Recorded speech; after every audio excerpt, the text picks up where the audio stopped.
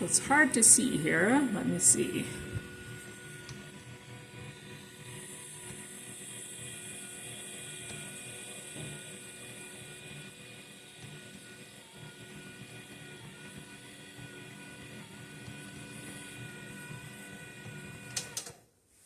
I let it mix until it starts forming a ball, and then I'm going to add a bit of water. I just want all the contents to become doughy, like it's getting ready to make bread.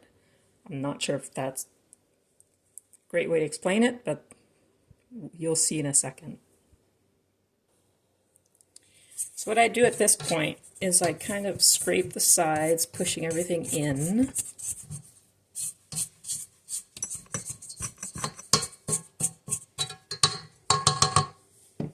Then I start the mixer again, and I add just enough water for it to stick together.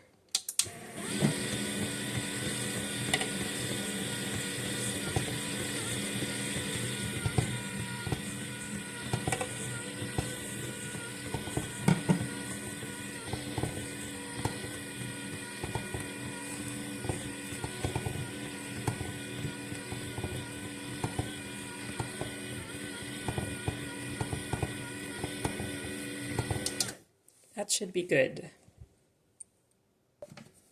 Now make sure to scrape everything off because I've taken the time to measure everything, so I want everything to stay, you know, not to stay behind in the bowl, but to be incorporated into my dough.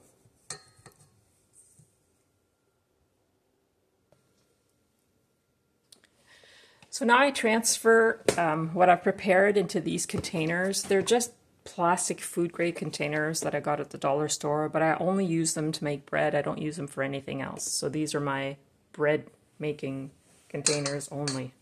So I'll just dump everything in. It doesn't look like much at first because it's just, you know, there's no gluten that has started or anything.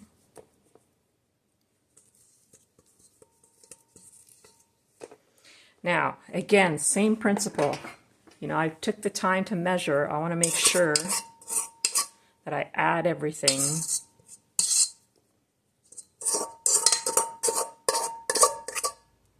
to the bowl.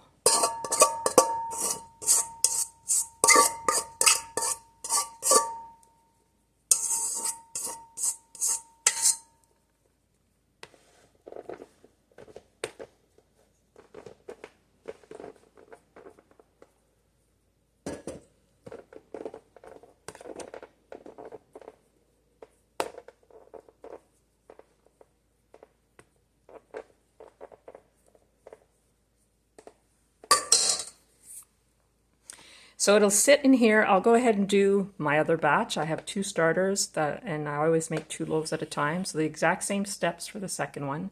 Put them in the other container right here. Now this one, I'll put the top on. And I'll leave them what they call autolyse for 2 hours. So it rests for 2 hours before I go on to the next step.